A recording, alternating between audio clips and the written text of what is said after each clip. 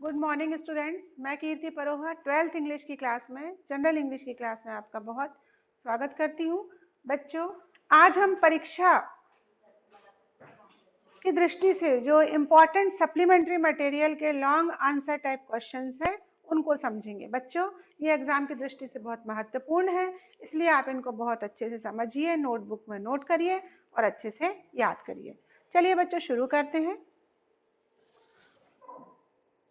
Question number 1. On what does the improvement of your English depend, or what will help you to improve your English at the beginning? अब ये जो question है बेटा, ये बहुत important हो जाता है। क्यों? ये क्या पूछ रहा है कि किस बेस के आधार पर आप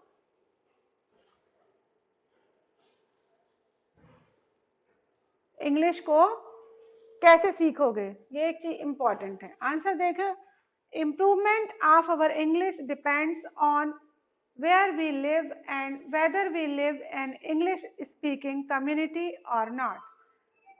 हमारी इंग्लिश का जो इम्प्रूवमेंट है वो किस पर निर्धारित रहता है कि हम कहाँ रह रहे हैं और क्या हम किसी इंग्लिश स्पीकिंग कम्युनिटी में बिलोंग कर रहे हैं या नहीं।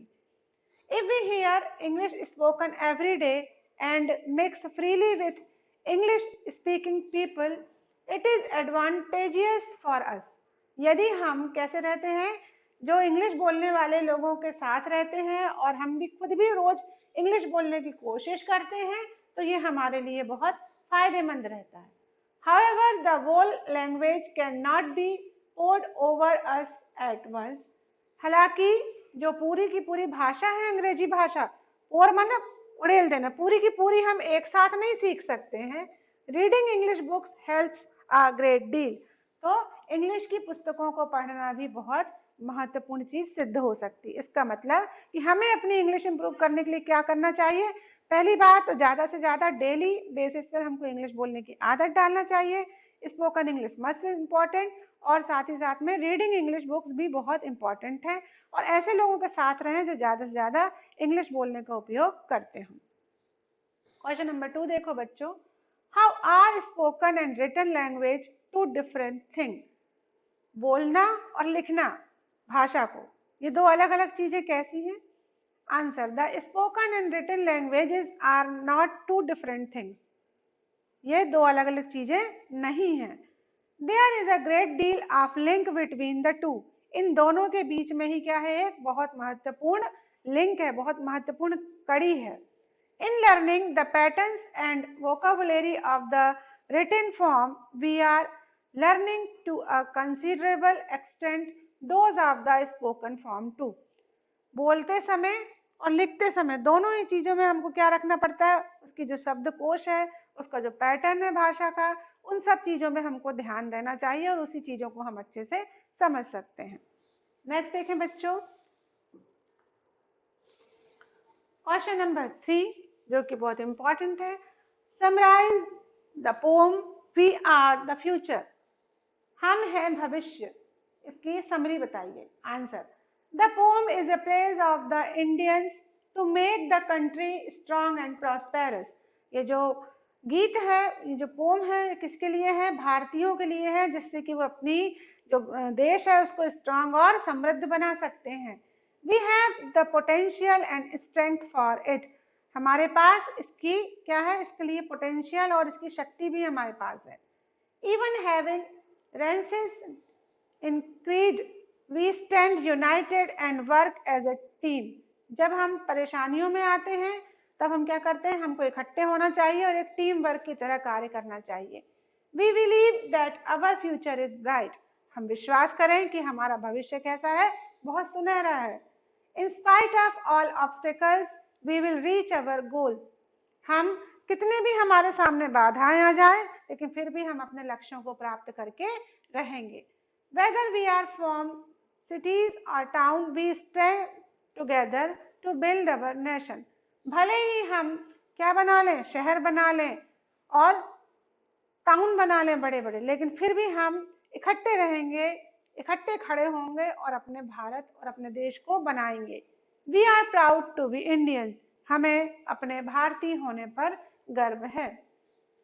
क्वेश्चन नंबर 4 देखो बच्चों, what has the United state army discovered?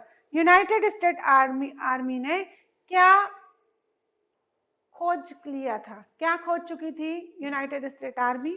Answer, the United state army has discovered that even young man toughened by years of army training can march better and hold up longer if they throw down their packs and rest 10 minutes of every hour.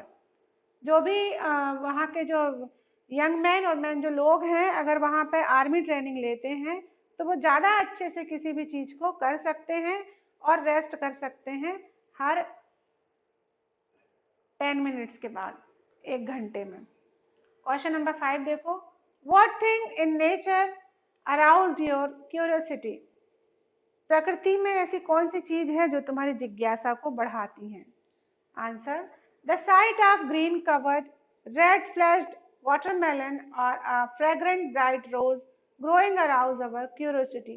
हमारी जिज्ञासा कौन बढ़ाता है? Green covered, हरियाली से ढके हुए वृक्ष, रेड फ्लैश्ड वाटरमेलन, रक्त लाल रंग का जो क्या है वाटरमेलन है, और फ्रेग्रेंट ब्राइट रोज, और रोज यानी गुलाब के पौधों से आती, गुलाब के फूलों से आती हुई खुशबू, ये हमारी जिज्ञासा बढ़ाती हैं। These thing makes us think about the beauty of nature, यही प्रकृति की सुंदरता को बताती हैं। Question number 6, where is Chitrakoot situated? How can one reach Chitrakoot? Mention all the 3 ways. हम चित्रकूट कैसे पहुंच सकते हैं और उसके जाने के 3 भिन्न भिन्न मार्गों के बारे में बताइए। आंसर देखिए, Chitrakoot is situated in the northern Spurs of Vindhyas. Vindhya पर्वत के उत्तरी क्षेत्र में चित्रकूट सिचुएटेड है। इसको कैसे पहुंच सकते हैं? बाय एयरवेज, अगर हम हवाई यात्रा करें। The nearest airport is Khajuraho, Khajuraho इसका एयरपोर्ट है। Connected with Delhi, Agra and Varanasi, जो कि दिल्ली, आगरा और वाराणसी से कनेक्टेड है। सेकंड देखें ऑप्शन, बाय रेलवेज, ट्रेन के माध्यम से। The nearest rail head is Chitrakoot Dham, Chitrakoot Dham वहाँ का पास रेलवे स्टेशन है। On the Jhansi Manikpur rail line, Jhansi Manikpur rail line के बीच में। बाय रोडवेज, रोड के द्वारा अगर हम जाएं, regular bus service connected Chitrakoot with Jhansi, Mahoba, Chitrakoot Dham, Harpalpur, Satna and Chhatarpur. तो अगर हम रोड के माध्यम से जाएं तो इतने सारे कनेक्टेड लिंक हैं, झांसी से, महोबा से, चित्रकूट धाम से, हरपालपुर से, सतना से और छतरपुर से। क्वेश्चन नंबर 7 देखो बच्चों, why does the author say your heart is just as smart as the US army? लेखक क्यों कहता है कि तुम्हारा हृदय ऐसा स्मार्ट होना चाहिए जैसे कि US army? Answer, it is general believe that our heart is a delicate thing. ऐसा लोगों के बारे में धारणा है लोगों में, मन में, कि जो हृदय है वो कैसा है, बहुत नाजुक चीज है। But really it does tough job, लेकिन ये बहुत कैसे कठिन काम करता है। It pumps in a blood through our body every day to fill railway tank car. जो क्या करता है, वो हमारी जो शरीर में है निरंतर क्या करता है, ब्लड की सप्लाई करता रहता है। It also exerts enough energy every 24 hours to shovel 20 tons of coal into a platform 3 feet high etc.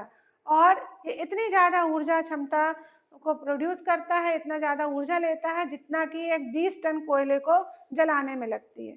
So the author compares the work of heart with the US army. इसलिए जो author है, जो लेखक है, वो किससे compare करता है हार्ट को? यूएस आर्मी से। नेक्स्ट देखो बच्चों, समराइज द पोएम वर्ड्स। शब्द नाम की जो कविता है उसकी सारांश बताओ। Answer, the poet has classified the words in several groups. शब्दों को कवि ने क्या किया है, कई समूहों में बांट दिया है कि शब्द भी जो होते हैं वो अलग अलग प्रकार के होते हैं। अब देखिए यहाँ पर कल्पना, वर्ड्स आर ओपन, शब्द खुले होते हैं, स्लाई होते हैं, स्लिमी होते हैं, ड्राई होते हैं, खुश्क भी होते हैं, बहुत से चिपचिपे भी होते हैं, sad, scented and bad smelling word, कुछ दुखी, कुछ खुशबू वाले और कुछ बदबू देने वाले शब्द भी होते हैं। दे आर ऑल्सो कोल्ड, वो ठंडे भी होते हैं, हॉट बहुत गर्म भी होते हैं, टेंडर एंड हार्ड बहुत नाजुक और बहुत टफ यानी हार्ड भी होते हैं। देयर आर ऑल्सो ऑनेस्ट, ये कैसे होते हैं, ईमानदार भी होते हैं, शब्द ईमानदार होते हैं। चीट शब्द कैसे करते हैं, धोखेबाज होते हैं। बिटर कड़वे होते हैं शब्द। स्वीट वर्ड्स शब्द बहुत मधुर भी होते हैं। You will find some words moving quickly, some slow, shrinking and growing words are also there. तुम कैसे चलते फिरते शब्दों को भी तुरंत पकड़ सकती हो। कुछ शब्द धीरे होते हैं, कुछ श्रिंक होते हैं, कुछ ग्रोइंग वर्ड्स भी होते हैं, सभी तरह के शब्द होते हैं। Some words we remember, some we forget, कुछ शब्दों को हम याद रखते हैं, कुछ शब्दों को हम भूल जाते हैं। Some are used a lot and some little, कुछ शब्द हम ज्यादा यूज करते हैं और कुछ शब्द कम यूज करते हैं। माने शब्द ही घाव, शब्द ही मरहम। Question number 9, write down the central idea of poem beauty. Beauty poem का सेंट्रल आइडिया डिस्कस करें। ये बहुत इंपॉर्टेंट क्वेश्चन है, इसमें से कोई भी एक क्वेश्चन 4 मार्क्स में जरूर आएगा। Answer, it is said that a thing of beauty is a joy forever. Here in this poem, the poet says that beauty is not only seen but also heard in nature. यहाँ पर जो कवि है उन्होंने ये कहा है कि जो ब्यूटी, जो सुंदरता है, वो हमेशा का आनंद है। इस पोम में जो कवि ने क्या बताया है कि सिर्फ सुंदरता देखने बस की नहीं होती, बल्कि ये प्रकृति को सुनने की भी सुंदरता होती है। दिस ब्यूटी इज एवरलास्टिंग, प्रकृति की जो सुंदरता है वो कभी खत्म नहीं होती। द सनलाइट, सूर्य का निकलना, सुनहरी धूप, द बर्ड्स, चिड़िया, द ग्रोइंग कॉर्न, बड़े होते मक्के भुट्टे भुट्टे, and the people dancing are a lovely scene of beauty, और नृत्य करते हुए लोग, ये सभी कैसे हैं, सुंदरता का सबसे बढ़िया चित्र बनाते हैं। Beauty can be also heard in the night, सुंदरता हम रात में भी सुन सकते हैं। द सिंगिंग ऑफ विंड, पवन जब हवा चलती है तो उसकी आवाज। The falling of the rain, जब बारिश होती है तो उसकी बूंदों के टपकने की आवाज। And chanting of a singer, और किसी गायक की आवाज जो है वो भी सुंदर होती है। Beauty is in man himself too, सुंदरता व्यक्ति के अंदर भी होती है। They are his good deeds and happy thoughts, और वो क्या है सुंदरता, सिर्फ क्या गोरा नक्श नहीं, वो होता है उसके अच्छे कार्य और उसके अच्छे विचार। जितने खुश विचार उसके अंदर होंगे वो व्यक्ति उतना ही अधिक सुंदरता को महसूस कर सकेगा। तो बच्चों ये थे लॉन्ग आंसर टाइप के क्वेश्चन आंसर जो कि हमने सप्लीमेंट्री मटेरियल से लिए, और आज यहाँ पर हमने सप्लीमेंट्री मटेरियल का जो जितना भी पैक था वो कंप्लीट किया है। नेक्स्ट वीडियो में हम इसके शॉर्ट आंसर टाइप डिस्कस करेंगे और जो कि एग्जाम के लिए बहुत महत्वपूर्ण है। थैंक यू बच्चों। हो गया मीनाक्षी।